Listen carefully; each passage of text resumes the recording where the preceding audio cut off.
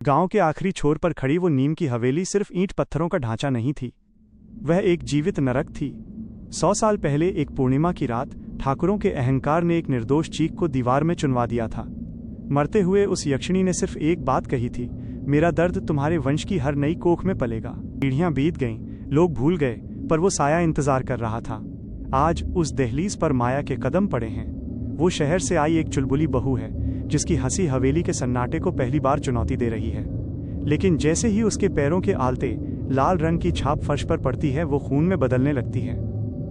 ठाकुर रघुवीर सिंह के चेहरे का डर, सुमित्रा देवी की कांपती माला और रोहन का आधुनिक तर्क, सब उस एक झटके में ढह जाएगा जब आधी रात को हवेली के बंद झरोखे से एक नन्ही बच्ची की खिलखिलाहट गूंजेगी।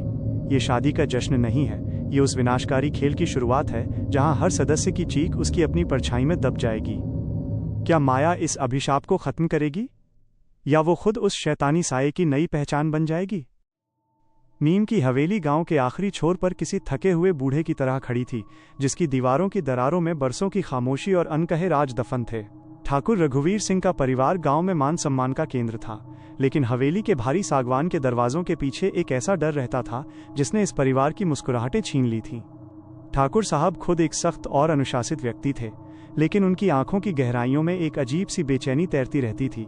उनकी पत्नी सुमित्रा देवी का दिन और रात केवल माला फेरने में बीतता था, मानो वे ईश्वर से किसी पुरानी गलती की माफी मांग रही हों।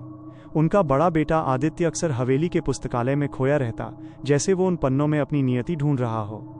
परिवार में खुशियों की एक असली लहर तब आई जब उनके सबसे छोटे और लाडले बेटे रोहन की शादी शहर की एक जीवंत और साहसी लड़की माया से हुई। रोहन आधुनिक सोच का व्यक्ति था, जो पुरानी कहानियों और श्रापों को महज अंधविश्वास मानता था। जब वो माया को लेकर पहली बार हवेली की दहलीज पर पहुंचा, तो गांव की बूढ़ी औरतों ने दबी जुबान में बातें करना शुरू कर दिया। इस हवेली का एक काला इतिहास था, एक यक्षिणी का अभिशाप, जिसे ठाकुर के पूर्वजों ने कभी अपनी हवस और सत्ता के लिए प्रताड़ित किया था। माया के गृह प्रवेश के समय जब उसने पहला कदम अंदर रखा, तो अचानक एक ठंडी हवा का झोंका आया, जिसने आंगन में रखे सारे दिए बुझा दिए। सुमित्रा देवी के चेहरे से खून उतर गया, पर रोहन सिर्फ मुस्कुरा दिया। शादी के शुरुआती कुछ दिन उत्सव में बीते, लेकिन धीरे धीरे माया को हवेली की हवा में एक अजीब सा भारीपन और नमी का एहसास होने लगा। एक दोपहर जब वो हवेली की ऊपरी मंजिल पर बने पुराने झरोखे के पास खड़ी थी, उसे महसूस हुआ कि जैसे कोई उसकी गर्दन के ठीक पीछे सांस ले रहा है। उसने झटके से पीछे मुड़कर देखा तो वहां कोई नहीं था, लेकिन हवा में सड़ी हुई चमेली की गंध फैली हुई थी। माया की पुतलियां डर से फैल गईं और उसके माथे पर पसीने की बूंदें चमकने लगीं। उसने ध्यान दिया कि दीवार पर टंगी ठाकुर साहब के परदादा की तस्वीर तिरछी हो गई थी और उनकी आंखों से जैसे कोई काला तरल पदार्थ बह रहा था। जब माया ने ये बात रात को रोहन को बताई, तो उसने उसे थकावट कहकर टाल दिया। लेकिन उस रात जो हुआ, उसने रोहन के विश्वास की जड़ें हिला दी। आधी रात को पूरे घर में पायल की झंकार और किसी के सिसकने की आवाजें गूंजने लगीं। रोहन को नींद में ऐसा महसूस हुआ जैसे कोई उसका गला घोंट रहा हो। वो बिस्तर पर तड़पने लगा, उसका चेहरा नीला पड़ने लगा और वो बेतहाशा हाथ पांव मारने लगा। माया ने घबराकर उसे जगाया, तो रोहन की आंखों में जो खौफ था, उसने माया के भीतर की हिम्मत को झकझोर दिया। रोहन ने कांपते हुए कहा, माया, वो सच में है, वो मुझे साथ ले जाना चाहती है। अगले दिन माया ने ठान लिया कि वो इस रहस्य की जड़ तक जाएगी। उसने सुमित्रा देवी का पीछा किया और उन्हें हवेली के पीछे बने एक पुराने कुएं के पास रोते हुए पाया। सुमित्रा ने टूटते हुए स्वर में माया को बताया कि इस परिवार की हर छोटी बहू कभी मां नहीं बन पाई और हर पहली बहू ने अपना मानसिक संतुलन खो दिया। ये उस यक्षिणी का प्रतिशोध था। माया ने हार नहीं मानी। उसने हवेली के बंद पड़े तहखाने में जाकर पुराने दस्तावेजों को खंगालना शुरू किया। वहां उसे एक पुरानी हस्तलिपि मिली, जिससे पता चला कि ये अभिशाप केवल तभी खत्म हो सकता है जब परिवार का कोई सदस्य अपने पूर्वजों के पापों को सार्वजनिक रूप से स्वीकार करे और अपने शुद्ध रक्त से उस आत्मा के क्रोध की अग्नि को शांत करे। संघर्ष की वो रात अमावस्या की थी। आसमान में चांद का नामो निशान नहीं था और सन्नाटा इतना गहरा था कि दिल की धड़कनें भी साफ सुनाई दे रही थीं। पूरा परिवार आंगन में इकट्ठा हुआ। ठाकुर रघुवीर सिंह का चेहरा पीला पड़ा हुआ था। उनकी आंखों में अपने पूर्वजों के कृत्यों के लिए गहरी शर्मिंदगी थी। जैसे ही तांत्रिक अनुष्ठान शुरू हुआ, हवेली की खिड़कियां जोर जोर से फड़फड़ाने लगीं और मिट्टी की दीवारें ऐसे कांपने लगीं जैसे कोई भूकंप आया हो। एक विशाल काली परछाई छत से उतरकर नीचे आई और माया के ठीक सामने आकर खड़ी हो गई। उसकी आंखें जलते अंगारों की तरह लाल थीं। माया का पूरा शरीर थरथरा रहा था, लेकिन उसने अपनी नजरें नहीं हटाईं। उसने चिल्लाकर कहा, हम उन पापों की जिम्मेदारी लेते हैं। ये अन्याय आज यहीं खत्म होगा। उसने एक छोटी सी खंजर से अपनी हथेली पर चीरा लगाया और अपने खून की धार को जलते हुए हवन कुंड में डाल दिया। एक जबरदस्त धमाका हुआ, जैसे बिजली हवेली के बीचों बीच गिरी हो। ठाकुर साहब जमीन पर गिरकर फूट फूट कर रोने लगे। हमें माफ कर दो, हमें माफ कर दो। वो काली आकृति धीरे धीरे एक शांत स्त्री के रूप में बदली और फिर सफेद धुएं में विलीन हो गई।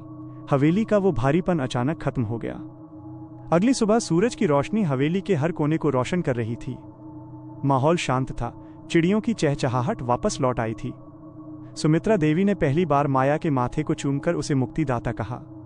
ठाकुर साहब के चेहरे पर भी दशकों बाद सुकून दिखाई दे रहा था। सब कुछ ठीक लग रहा था। रोहन और माया ने अपना सामान पैक किया ताकि वे कुछ दिन शहर जाकर मानसिक शांति पा सकें। हवेली से निकलते समय माया ने आखिरी बार उस पुराने झरोखे की तरफ देखा जहां उसने पहली बार उस साये को महसूस किया था। धूप खिली हुई थी, लेकिन झरोखे के शीशे पर अंदर की तरफ से किसी के छोटे हाथ का निशान बना हुआ था। माया ने झटके से अपनी हथेली देखी। उसका घाव पूरी तरह भर चुका था, लेकिन वहां अब एक अजीब सा काला निशान उभर आया था, जो बिल्कुल उस यक्षिणी के गले पर बने निशान जैसा था। जैसे ही वे गाड़ी में बैठे, हवेली के बंद दरवाजे के पीछे से एक नन्ही बच्ची की खिलखिलाहट गूंजी, जबकि घर में कोई बच्चा था ही नहीं। ठाकुर साहब की नज़र माया के हाथ पर पड़ी और उनकी मुस्कुराहट वहीं जम गई। क्या सच में मुक्ति मिल गई थी, या अभिशाप ने बस अपना रूप बदल लिया था? गाड़ी की रफ्तार जैसे जैसे हवेली से दूर हो रही थी, माया के दिल की धड़कन उतनी ही तेज हो रही थी। रोहन ने उसका हाथ थामने की कोशिश की, लेकिन जैसे ही उसका स्पर्श माया की हथेली के उस काले निशान से हुआ, रोहन को एक बिजली का झटका सा लगा। उसने झटके से हाथ पीछे खींच लिया। माया ने अपनी मुट्ठी कस ली। उसकी आंखों की पुतलियां अब सामान्य भूरी नहीं, बल्कि हल्की मटमैली दिखने लगी थीं। ठाकुर रघुवीर सिंह, जो दूसरी गाड़ी में सुमित्रा देवी के साथ थे, उनके दिमाग में वो खिलखिलाहट अभी भी गूंज रही थी। उन्होंने पीछे मुड़कर हवेली को देखा। वो ढांचा अब शांत था, लेकिन झरोखे पर बना वो छोटे हाथ का निशान अब वहां नहीं था। सुमित्रा देवी की माला अचानक उनके हाथ से टूटकर बिखर गई। एक एक मोती फर्श पर ऐसे गिरा जैसे किसी के दांत टूटकर गिरे हों। सुमित्रा देवी की आवाज गले में ही फंस गई। रघुवीर, खेल खत्म नहीं हुआ है, वो तो बस घर के अंदर आ गई है। शहर के फ्लैट में पहुंचने के बाद माया का व्यवहार पूरी तरह बदल गया। वो घंटों आईने के सामने खड़ी रहती और खुद को निहारती। रोहन ने ध्यान दिया कि माया की भूख मर गई थी, लेकिन वो रात के सन्नाटे में रसोई में जाकर कच्चा मांस ढूंढती थी। एक रात जब रोहन की आंख खुली तो उसने देखा कि माया बिस्तर पर नहीं थी। वो दबे पांव हॉल में गया, जहां अंधेरा पसरा हुआ था। वहां जो उसने देखा, उससे उसके पैरों तले जमीन खिसक गई। माया फर्श पर बैठी थी और उसके चारों ओर वही सड़ी हुई चमेली की गंध थी। वो हवा में किसी अदृश्य बच्चे को झुला रही थी और एक लोरी गा रही थी, वही लोरी जो ठाकुर परिवार की दादियां सदियों पहले गाया करती थीं। माया के चेहरे पर एक ऐसी ममता थी जो डरावनी लग रही थी। उसकी त्वचा पीली पड़ चुकी थी और वह काला निशान अब उसकी कलाई से बढ़कर कोहनी तक पहुंच गया था। रोहन ने कांपते हुए पुकारा, माया। माया धीरे से मुड़ी। उसकी गर्दन एक झटके में 180 डिग्री घूम गई। उसके चेहरे पर माया की मासूमियत नहीं, बल्कि उस यक्षिणी की हिंसक तृप्ति थी। उसने अपनी भारी आवाज में कहा, तारांकन मुक्ति? उसने तो बस अपना पिंजरा बदला है रोहन। हवेली बहुत बड़ी थी, उसे छोटा और गर्म घर चाहिए था, और अब वो यहाँ है। माया ने अपने पेट पर हाथ रखा, जहां से एक हल्की सी नीली रोशनी उभर रही थी। रोहन को समझ आया कि अभिशाप खत्म नहीं हुआ था, बल्कि उसने रक्त शुद्धि के दौरान माया के शरीर में प्रवेश कर लिया था। वो अब केवल एक बहू नहीं, बल्कि उस भयानक साये की वाहक बन चुकी थी। उसी वक्त फोन की घंटी बजी। ठाकुर रघुवीर सिंह का फोन था। उनकी आवाज में मौत जैसी ठंडक थी। रोहन, माया को लेकर फौरन वापस आ जाओ। हवेली के तहखाने में जो हस्तलिपि मिली थी, उसका आखिरी पन्ना हवा में उड़कर मेरे पास आया है। उसमें लिखा है, जब यक्षिणी अपनी कोख बदलती है तो वो पूरे वंश को मिटाकर ही दम लेती है। जिसे तुम मुक्ति समझ रहे हो, वो विनाश का बीज है। तारांकन। जैसे ही ठाकुर साहब ने ये शब्द कहे, माया के पीछे की दीवार पर खून से छोटे छोटे हाथों के निशान उभरने लगे। वो अदृश्य बच्ची की खिलखिलाहट अब माया के गले से निकल रही थी। माया उठी और रोहन की तरफ एक कदम बढ़ाया। उसके चलने की आवाज वैसी ही थी जैसी हवेली की पुरानी लकड़ियों के चरमराने की होती थी। रोहन पीछे हटते हुए दरवाजे की ओर भागा, लेकिन दरवाजा अंदर से बंद था और चाबी कहीं गायब थी। माया ने मुस्कुराते हुए अपनी मुट्ठी खोली। चाबी उसके मांस के अंदर धंसी हुई थी। उसने ठंडे स्वर में कहा, तारांकन, अब हम कभी अलग नहीं होंगे रोहन। नीम की हवेली अब हमारे साथ यहीं रहेगी। अचानक पूरे फ्लैट की लाइटें बुझ गईं। अंधेरे में केवल माया की मटमैली आंखों की चमक दिख रही थी और वो काला निशान अब उसके पूरे चेहरे पर मकड़ी के जाले की तरह फैल चुका था। रोहन की चीख गले में ही घुट गई जब उसने महसूस किया कि कोई नन्हा बर्फ जैसा ठंडा हाथ उसके पैरों को पकड़कर उसे अंधेरे की ओर खींच रहा है। क्या रोहन माया को बचा पाएगा, या ठाकुर परिवार का ये आखिरी चिराग भी उस नन्ही मेहमान की भेंट चढ़ जाएगा जिसे माया अपनी कोख में लेकर आई है। अगली सुबह जब पड़ोसियों ने दरवाजा तोड़ा तो फ्लैट खाली था। बस फर्श पर चमेली के सूखे फूल और खून से लिखा एक संदेश था, घर वापस आ गए। फ्लैट के फर्श पर लिखे उस खूनी संदेश, घर वापस आ गए, ने पूरे गांव और पुलिस महकमे में हड़कंप मचा दिया। लेकिन रोहन और माया वहां नहीं थे। वे वापस नीम की हवेली पहुंच चुके थे, पर इस बार वे अपनी मर्जी से नहीं आए थे। हवेली के भारी दरवाजे अपने आप खुल गए थे। ठाकुर रघुवीर सिंह और सुमित्रा देवी पत्थर की मूरत बने आंगन में खड़े थे। उन्होंने देखा कि माया मुख्य द्वार से अंदर आ रही थी, लेकिन उसके पैर जमीन को नहीं छू रहे थे। उसका शरीर धनुष की तरह पीछे की ओर मुड़ा हुआ था और उसकी आंखें पूरी तरह सफेद हो चुकी थीं। रोहन उसके पीछे एक कठपुतली की तरह चल रहा था। उसकी आंखों में कोई चमक नहीं थी, जैसे उसकी आत्मा को निचोड़ लिया गया हो। ठाकुर साहब ने चिल्लाकर कहा, इसे अंदर मत आने दो सुमित्रा, ये माया नहीं है। लेकिन सुमित्रा देवी की ममता उनके डर पर भारी पड़ गई। जैसे ही माया ने आंगन के बीचों बीच कदम रखा, हवेली की छत से हजारों काले कौवे आकर मुंडेरों पर बैठ गए। माया के गले से एक साथ दो आवाजें निकली, एक उसकी अपनी और दूसरी उस यक्षिणी की जो किसी फटी हुई शहनाई जैसी चुभ रही थी। रघुवीर सिंह, तुमने सोचा था कि एक छोटी सी पूजा और कुछ बूंद खून से मेरा सदियों का इंतजार खत्म हो जाएगा। मैंने तुम्हारे वंश को तबाह करने की कसम खाई थी और अब मैं तुम्हारे वंश के जरिए ही वापस जन्म ले रही हूँ। माया का पेट अब अस्वाभाविक रूप से बढ़ गया था और वहां की त्वचा के नीचे कुछ हलचल हो रही थी, जैसे कोई नन्हा जीव अंदर से बाहर आने के लिए दीवारों को खुरच रहा हो। माया के चेहरे पर दर्द की लहर दौड़ गई, उसके होंठ फटने लगे और खून की लकीरें उसकी ठुड्डी तक आ गईं। वो कराहते हुए फर्श पर गिर पड़ी। आदित्य, जो अब तक खामोश था, अचानक एक पुरानी तलवार लेकर बाहर निकला।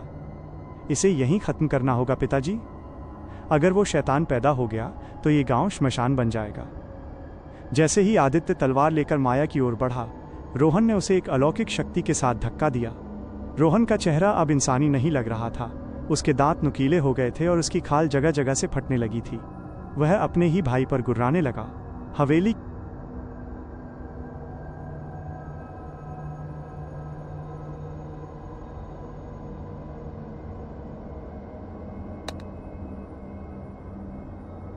के भीतर अब सिर्फ एक परिवार नहीं बल्कि दो गुट बन गए थे, एक जो बचना चाहते थे और दूसरे जो उस अंधेरे के गुलाम बन चुके थे। रात के 2 बजे हवेली के तहखाने से एक गहरा धमाका हुआ। वो कुआं जिसे सालों पहले बंद कर दिया गया था, अचानक फटने लगा। काला बदबूदार पानी आंगन में भरने लगा। उस पानी में मरे हुए चूहों और इंसानी बालों के गुच्छे तैर रहे थे। सुमित्रा देवी ने अपनी बिखर चुकी माला के मोतियों को समेटा और उन्हें उस गंदे पानी में फेंकते हुए चिल्लाई, हे कालरात्रि, रक्षा करो। तभी माया ने एक ऐसी चीख मारी जिससे हवेली की दीवारें चटकने लगीं। उसके शरीर से एक धुंधली काली छाया बाहर निकलने लगी और एक नवजात शिशु के रोने की आवाज़ गूंज उठी। लेकिन वो रोना इंसानी नहीं था। वो आवाज़ ऐसी थी मानो कांच के टुकड़े आपस में रगड़ रहे हों। ठाकुर साहब ने देखा कि फर्श पर एक परछाई रेंग रही थी, लेकिन वहाँ कोई बच्चा नहीं था। वो एक अदृश्य अंश था जो धीरे धीरे आकार ले रहा था। माया का शरीर निढाल होकर गिर पड़ा। उसका काला निशान अब उसके पूरे शरीर को ढंक चुका था। वो राख की तरह काली पड़ गई थी। रोहन अचानक होश में आया और अपनी पत्नी की हालत देखकर दहाड़ मारकर रोने लगा। उसने माया का हाथ पकड़ा, पर माया के जिस्म से धुआं निकल रहा था। उसने आखिरी बार रोहन की तरफ देखा और बुदबुदाई, रोहन, इसे बचा लो, इसे मार दो। इससे पहले कि कोई कुछ समझ पाता, हवेली की हर खिड़की के शीशे टूटकर अंदर गिरने लगे। वो अदृश्य बच्चा अब रोहन के कंधों पर बैठा था। रोहन को महसूस हुआ कि उसकी गर्दन पर कोई ठंडी छुरी जैसी उंगलियां फिर रही हैं। ठाकुर रघुवीर सिंह ने एक अंतिम निर्णय लिया। उन्होंने आंगन में रखे मिट्टी के तेल के पीपे को पलटा और मशाल उठा ली। उनकी आंखों में अब डर नहीं, बल्कि एक भयानक अंत का संकल्प था। यह हवेली हमारे पापों की गवाह है, इसे आज जलना ही होगा। आग की लपटें जैसे ही लकड़ी के खंभों पर चढ़ीं, वो यक्षिणी की छाया और वो अदृश्य बच्चा एक साथ चीखने लगे। पूरी हवेली धू धू कर जलने लगी। आदित्य और सुमित्रा देवी किसी तरह रोहन को खींचकर बाहर ले आए, लेकिन माया का शरीर उस मलबे में ही दब गया।